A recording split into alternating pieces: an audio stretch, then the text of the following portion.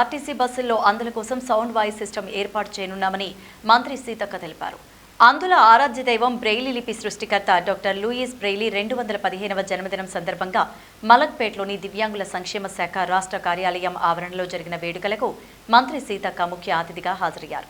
దివ్యాంగుల అభివృద్ధి సంక్షేమం కోసం కాంగ్రెస్ ప్రభుత్వం కృషి చేస్తోందని, దివ్యాంగుల ఆర్థిక స్థితిగతులు మెరుగుపరచడానికి మేనిఫెస్టోలో రూపొందించిన విధంగా ఉపాధి, ఉద్యోగ అవకాశాలు కల్పిస్తామని మంత్రి వెల్లడించారు.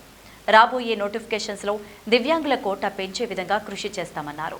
ఈ సందర్భంగా అందులకు ల్యాప్టాప్లు, ఫోన్లు, దుప్పట్లు పంచిపెట్టారు. కార్యక్రమంలో దివ్యాంగులు ఎదుర్కొంటున్న కొన్ని సమస్యలను మంత్రి దృష్టికి తెచ్చారు. కార్యక్రమంలో మలక్పేట ఎమ్మెల్యే అహ్మద్ బలాలా, వికలాంగుల శాఖ అధికారులు హాజరయ్యారు. సార్ మేడం ఒక్కసారి సార్